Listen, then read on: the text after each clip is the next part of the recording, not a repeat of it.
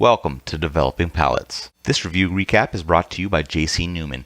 Founded in 1895 by Julius Caesar Newman, J.C. Newman Cigar Company is the oldest family-owned premium cigar maker in America. J.C. Newman rolls its El Rolage, factory throwouts, and Trader Jack's cigars by hand-operated vintage cigar machines at its historic cigar factory in Tampa, Florida. It also hand-rolls its Brick House, Perla del Mar, El Baton, and Quorum cigars at the J.C. Newman Pinza Cigar Factory in Esteli, Nicaragua. J.C. Newman's Diamond Crown, Maximus, Julius Caesar, and Black Diamond cigars are handmade at Tabacalera A Fuente in the Dominican Republic. With its longtime partners, the Fuente family, the Newmans founded the Cigar Family Charitable Foundation, which supports low-income families in the Dominican Republic with education, healthcare, vocational training, and clean water. Learn more by visiting jcnewman.com. Hello everyone, Aaron Loomis coming to you from the Ventura Cigar Company studio. With me today is Jiunn Liu and John McTavish. How you guys doing this evening? Not bad. Cigar reviews, woohoo! So today we are talking about the Casa Cuevas Maduro Clásico Prensado. It's kind of a Toro 6x48. Comes out of the Tabacalera Las Lavas factory in the Dominican Republic.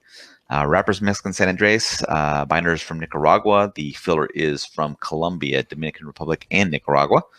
Price point is $8.40, and the cigar was released in August of 2018. So with all that out of the way, June, what was your smoking experience like? Smoking experience wise, it was highly enjoyable and highly disappointing. So this cigar, you talk about a cigar that was just like damn good in the beginning. Like that first third, it was chocolate, cedar, baking spice, retrohale, white pepper. I got this like fudge, like a dense fudge, chocolatey kind of a thing going on with some cedar coming through. And I know that's not a lot of flavors that I just described, but especially that fudge chocolate note was so prominent and it was just so tasty. And the finish, typical most, Mexican San Andreas, you get a lot of that earthiness, right? So you get that gritty earthiness going on, soil, cedar, strength of body medium.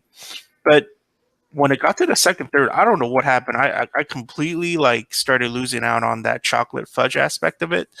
So what that left me was such a heavy dose of very earth-centric flavor profile, right? Like a lot of baking spice, a lot of minerals, a lot of cedar, a lot of soil, and most importantly, quite a bit of loss on like that chocolatey, creamy sweetness that comes with it.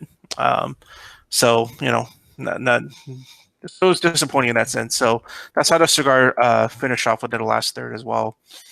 In terms of construction, it was perfect. How about you, John? What was your smoking experience like? I agree with June's assessment of the first third. The first third was exactly what I wanted out of San Andreas, with just massive amounts of chocolate. Had some interesting red pepper flake to kind of mute the sweetness there. There was I didn't get earth so much as light leather, or not light leather, but leather, which kind of again was probably as intense as the cocoa. Red pepper flake, really, really interesting first third. The second third, I agree, the chocolate really fell off, but for me, what I got was a combination of sweetness, pepper, and red pepper flake. And those are flavors I enjoy. It was disappointing to miss out on the chocolate, but I still enjoyed it.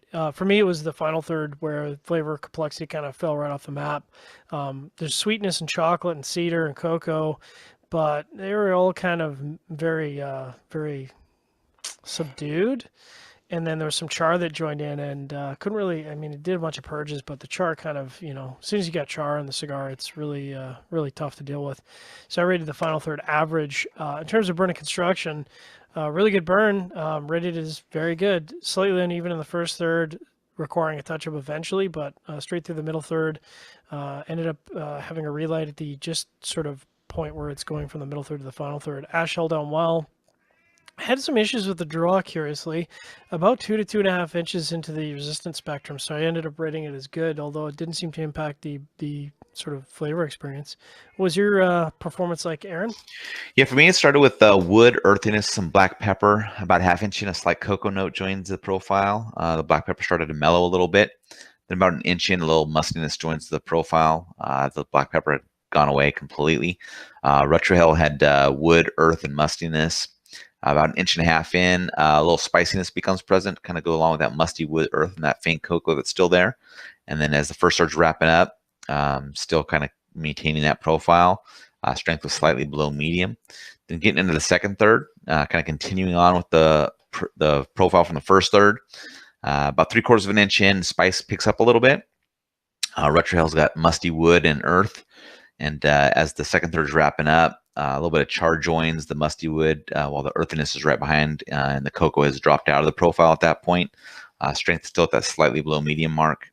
Final third continuing on with the charred musty wood and earthiness. About an inch in, profiles remain the same with that slight mintiness that's joined in as the cigar's heating up. Retrohale's got a slightly charred and musty wood along with a little bit of earth, and that's how the cigar finishes out. Strength still at that slightly below medium mark. And in regards to construction, the burn was slightly wavy throughout. Cigar did go out once in the final third, requiring a relight. Ash held on in 1-inch increments, but the draw was perfect. I had no issues with it at all. So, Jiunn, overall thoughts on this one? Overall thoughts had some, it was great potential.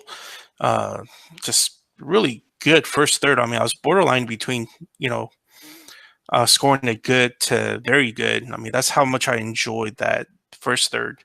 I ultimately landed up with good, but I mean, it was borderline very good. But unfortunately, like I was talking about a little earlier, the last couple of thirds really tapered off, losing out that much needed sweetness, creaminess, and that chocolatey aspect of what I come to expect from Mexican chocolate. I'm sorry, Mexican San Andreas.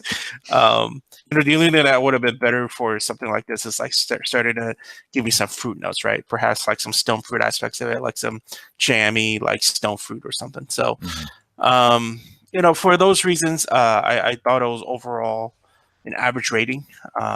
So I'm a little disappointed, man. I was hoping for a lot more than this. How about you, John? I think I ended up enjoying the Casa Cuevas Maduro Clásico more than you guys did. The first third and second third I both rated as good. I enjoyed it. I do wish the middle third, and really the second third, had that same chocolate intensity as the first third.